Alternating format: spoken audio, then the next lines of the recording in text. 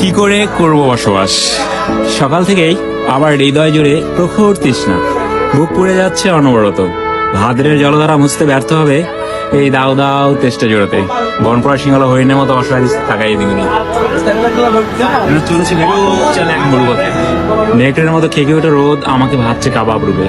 দু চোখে ক্ষুধার্ত পশুর জটর জ্বালা, পথে পড়ে তার ঘোড়ার কঙ্কাল, দুঃখ গাছের ডালে ঝুলন্ত বেজা সাপ, বাড়িতে লুণ্ঠিত পুরো রক্ত চিহ্ন পোশাক, আর অতিকায় মরু কাতলা আমাকে ভয় দেখাচ্ছে। হোঁচট খেয়ে বারবার বাড়িতে মুখ তুলতে করি। আমার চোখের তৃষ্ণা আর বুকের তৃষ্ণা আগে আর্তনাদ করে মরা নদীর মতো। আজ তোমাকে দেখার সঙ্গেই হৃদয়ের দুকুল ছাপে যে গোটে তৃষ্ণা নিবের জলবায়ুতা। আমাদের দুজনে দুটি হাত পরস্পর চুম্বন ধারায় ভাসতে দেখেছে। আমার মুখে আনন্দ সে ঝাপটা দেখতে মুগ্ধ হলে।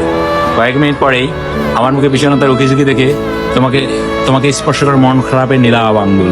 তুমি আমার বিষণ্ণতার উৎস জানতে চাইলে আমি আমার অসুস্থতার কপট উচ্চারণ করি। অথচ তোমার কদিন এখানে দেখতে পাবো না ভেবেই আমার হৃদয় ধুলোয় লুটে গেছে আহত দৈলের মতো।